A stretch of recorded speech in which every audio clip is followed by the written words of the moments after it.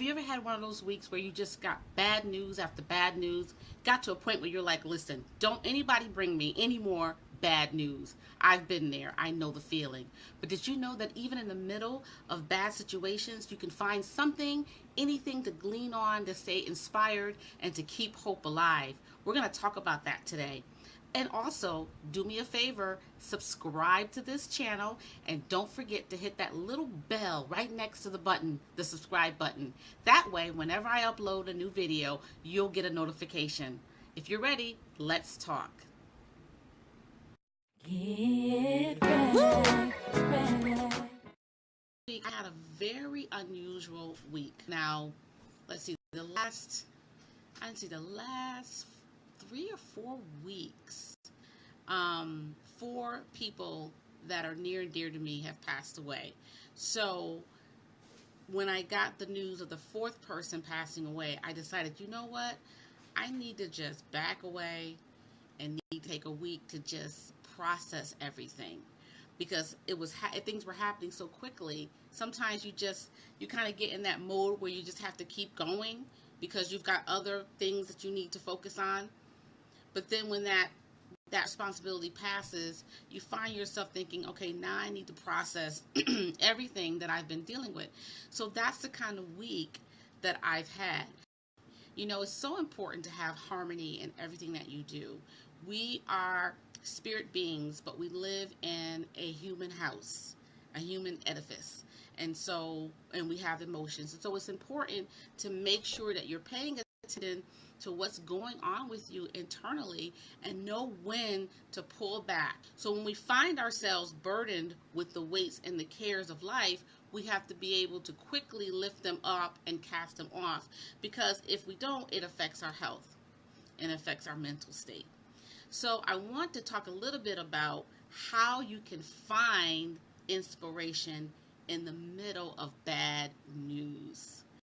I was inspired by someone else's story. I don't know if you guys have been watching the news, but Alice Johnson, she is an African-American woman that back in 1996, she was convicted and sentenced to a life sentence in jail for a first offense for which she was guilty, but she had never been in trouble before with the law. She had never violated anything to my knowledge or what I could see or read.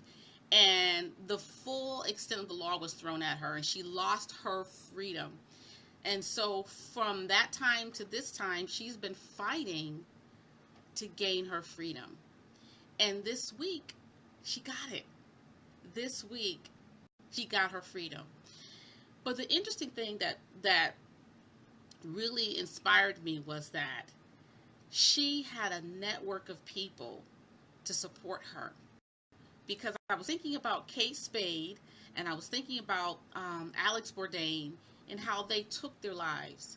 And I was looking at the correlation. I was like, okay, what's the difference here? And I'm not a psychiatrist, and I don't claim to be. But I was thinking in wisdom, and I was thinking individuals, Kate Spade and Alex Bourdain, they seemingly had everything when it came to material things. Like, they had everything they needed from what we could see. They had done a lot with their lives. They had achieved and great things. They had lived what looks like their dream life. But at the end of the day, it wasn't enough. And they took their lives. So you have 2 individuals that seemingly had everything, was living their dream, or our dream, the American dream, and they had their freedom, but they weren't free. And the reason why I can say that is because of what transpired, how their lives ended.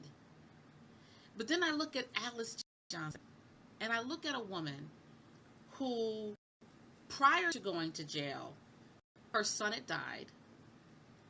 She had gotten a divorce. She was raising small children.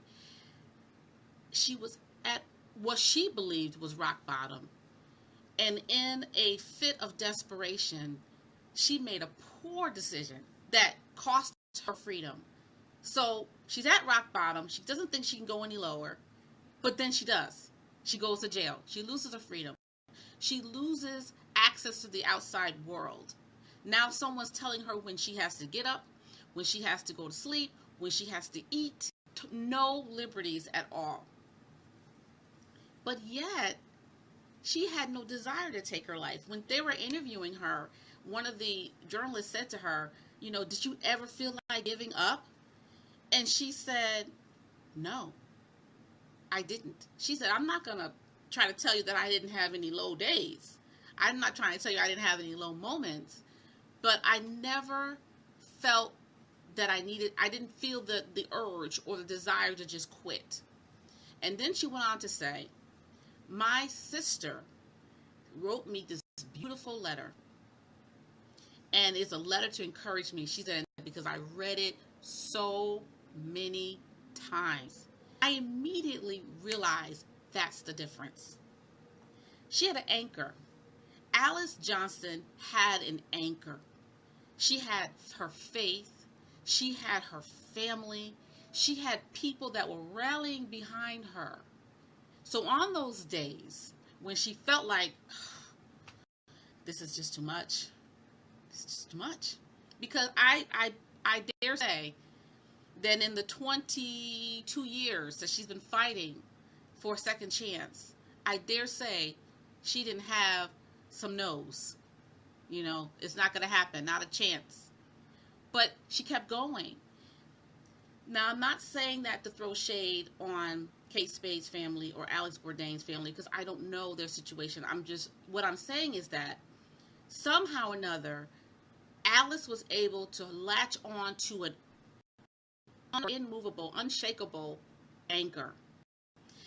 Another thing that inspired me about Alice Johnson was she made the most of her time. I'm going to read some of the things that she did. Just a small excerpt of what she did. She wrote a play. She's a playwright. She wrote a Christmas play called It's Time. Can you imagine? She's in jail, but she's still inspired enough to inspire other people. She received her college degree. She became a GED tutor, an ordained minister of the gospel. She became certified in pastoral ministry, an author. Listen, guys, she did all of this in jail. What's our excuse? This woman made the most of her time, because I truly believe, now this is just me, she didn't say it, but I believe in my heart, she knew she was getting out.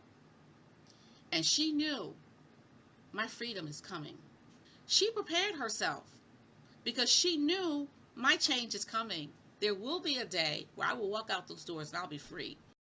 I gotta tell you what Kim Kardashian taught me. You know, she was one of the advocates. Now, she came into the picture like about 7 months before yesterday, or 7 months before she was free. But she was one of the advocates that was working with Alice. But what she taught me, guys, come on, I gotta tell you, what she taught me was the power of influence and the responsibility of influence. So she taught me the power of influence. We all know that Kim Kardashian has a huge following, right? All over the world.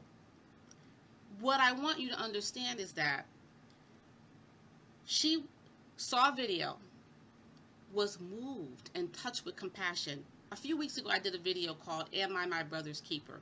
And in that video, I talked about how in order to keep your heart from getting hardened, you have to stay open and you have to stay compassionate and have empathy, because when you empathize with somebody, you can connect to their pain, and it compels you to want to do something. If nothing else, you'll want to pray at least. That's what happened with Kim when she saw that video. She was moved with compassion, and she thought, I have all of this influence.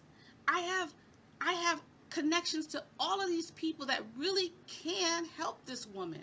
Why am I sitting here? Why? I've done everything that I've wanted to do with my life. And now I need to give back. And she took that influence and she took responsibility for it. But it took 7 months to get to that point where she was able to visit the White House and speak to the president on behalf of Alice Johnson. And that taught me something. Somebody out there is watching you, and you may not be a Kim Kardashian, but we all have a sphere of influence. We all have someone that's looking up to us. You have a responsibility to influence them in the right direction. Great, wasn't it? I really hope that you found something in what I said that motivated you and inspired you, that in spite of what you're going through, in spite of the news that you may have been given, that there's always hope and there's always a reason to keep going. I would love to stay connected to you. So don't forget to subscribe to this channel and hit that bell for all future notifications. And also, if you want to comment, add a comment below. I'd love to hear from you. Until next time, bye-bye.